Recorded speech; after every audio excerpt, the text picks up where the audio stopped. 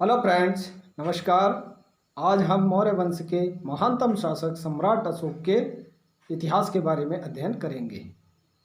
अशोक महान 273 ईस्वी पूर्व से 232 ईस्वी पूर्व तक भारत में राज करता है। मौर्य साम्राज्य का एक महान शासक अशोक। भारतीय इतिहास में दो ही शासकों के नाम पर महान लगता है, एक अशोक और दूसरा अकबर। दोनों की नीतियाँ सुलह कुल की सभी संप्रदायों को साथ ले जाने की थी। अब आगे बढ़ते हैं हम अशोक के बारे में। अशोक बिंदुसार का पुत्र और चंद्रगुप्त मौर्य का पोता था। इनकी माता सुभद्रांगी थी, जो कि ब्राह्मण कन्या थी।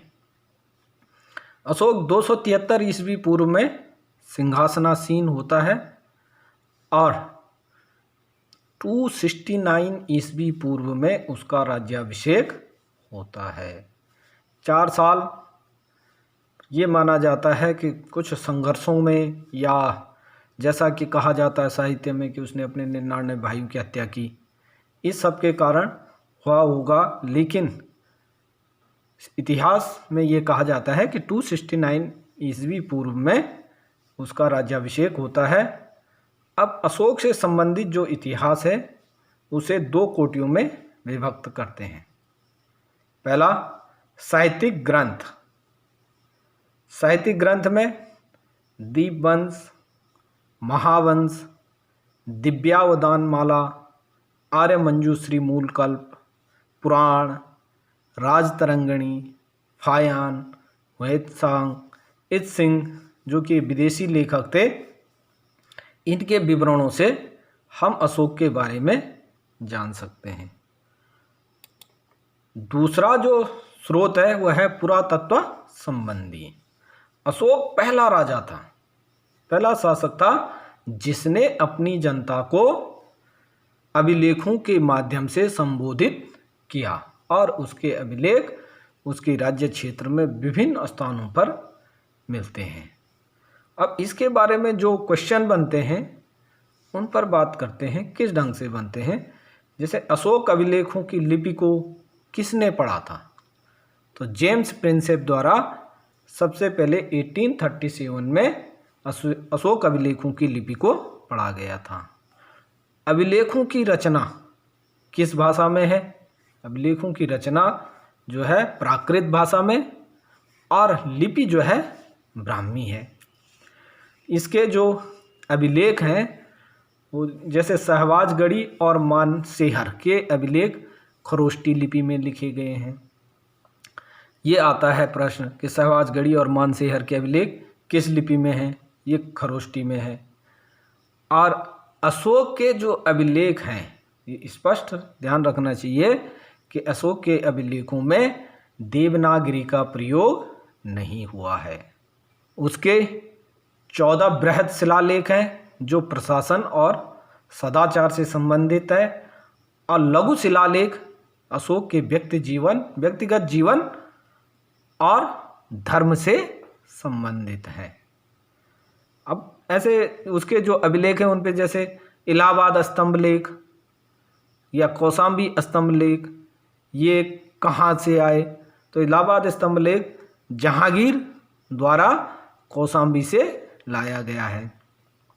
मेरठ और टोपरा स्तंभ लेख फिरोज शाह तुगलक द्वारा दिल्ली ले जाए गए, और बैराट अभिलेख कनिंगम द्वारा कलकत्ता संग्रहालय ले जाया गया है। तो ऐसे प्रश्न बनते हैं कि कलकत्ता संग्रहालय में कौन सा अभिलेख है? वो बैराट अभिलेख है। उसको कौन लाया था? कनिंगम लाया था। सांची और सारनाथ स्तंभ लेख क्या बताते हैं? ये जो है संघ विभेद को बताते हैं। अब अशोक के जो 14 बृहद शिलालेख हैं वे किन किन स्थानों से मिले हैं? तो ये 8 स्थानों से ये बृहद शिलालेख मिले हैं। वे 8 स्थान हैं: कालसी देहरादून में, सहवाजगढ़ी मानसेहरा, धौली, जोगर, गिरनार, सोपारा और एर्रागुडी से। अशोक के जो शिलालेखों में क्या क्या बातें कही गई हैं? जो प्रथम शिलालेख है वह कहता है जीव हत्या पर पाबंदी लगाने की बात करता है। इस तरह के प्रश्न आते हैं कि अशोक के प्रशासन की नीति पर कौन से शिलालेख प्रकाश डालते हैं? तो तीसरे, पांचवें और छठवें। धम्म नीति की व्याख्या कौन से शिलालेख में की गई? दूसरे और 11वें शिलालेख में। जीव हत्या पर पाबंदी किस शिलालेख में लगाई गई है? प्रथम शिलालेख में। अशोक का सबसे लंबा शिलालेख कौन सा है? 13वां शिलालेख। कलिंग युद्ध या कलिंग विजय का वर्णन किस शिलालेख में है? 13वें शिलालेख में। कलिंग युद्ध उसने कब लड़ा था? अपने राज्याभिषेक के 8वें वर्ष में, मीन्स लगभग 262 या 61 BC में उसने कलिंग युद्ध लड़ा था। बौद्ध धर्म अपनाने की सूचना किस अभिलेख से मिलती है? 13वें शिलालेख से। अशोक की विदेश नीति पर प्रकाश किस शिलालेख से पड़ता है? 13वें शिलालेख से। 8वें शिलालेख के अनुसार राज्याभिषेक के 10वें वर्ष में उसने संबोधि यात्रा की थी। अब जो चोल, पांड्य, सात्यपुत्र, केरल पुत्र, इन दक्षिणी राज्यों का उल्लेख कौन से शिलालेख में है? 5वें शिलालेख में। ये प्रश्न बनता है कि किस अभिलेख में अशोक को उसके व्यक्तिगत नाम से पुकारा गया? तो मास्की में, गुर्जरा में, उदयगोलम में और नेटूर से जो प्राप्त शिलालेख हैं उनमें अशोक को उसके व्यक्तिगत नाम से पुकारा गया है। मास्की लघु शिलालेख वीडन द्वारा 1915 में मैसूर में खोजा गया था। अब अशोक के स्तंभ लेखों की संख्या 7 है। कौशाम्बी का जो लघु स्तंभ लेख है उसमें अशोक महामात्रों को आदेश देता है कि वह संघभेद रोके। इसी स्तंभ लेख में अशोक की रानी कौरविकी द्वारा दान देने का उल्लेख किया गया है। प्रश्न यह बनता है कौन से स्तंभ लेख को रानी का अभिलेख कहा जाता है? तो कौशाम्बी लघु स्तंभ लेख को। अशोक के काल में कर रोपण पर प्रकाश कौन सा शिलालेख डालता है? रुमंदेई अभिलेख। अच्छा, बिहार के गया जिले में स्थित बाराबार की पहाड़ी की गुफाओं के अभिलेखों से ज्ञात होता है कि अशोक द्वारा आजीवकों को गुफा दान दी गई थी, जो उस समय एक संप्रदाय था, आजीवक संप्रदाय।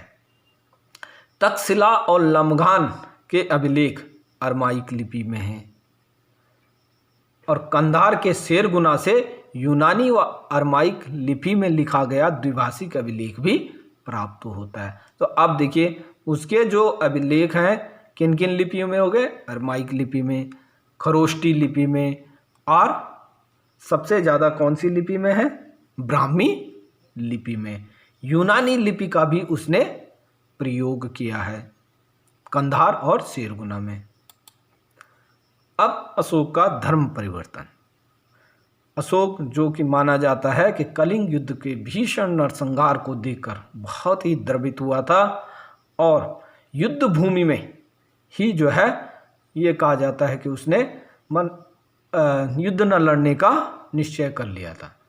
तो निग्रोथ जो कि अशोक के बड़े भाई सुमन का पुत्र था, उसके प्रवचन सुनकर अशोक ने बौद्ध धर्म अपना लिया था।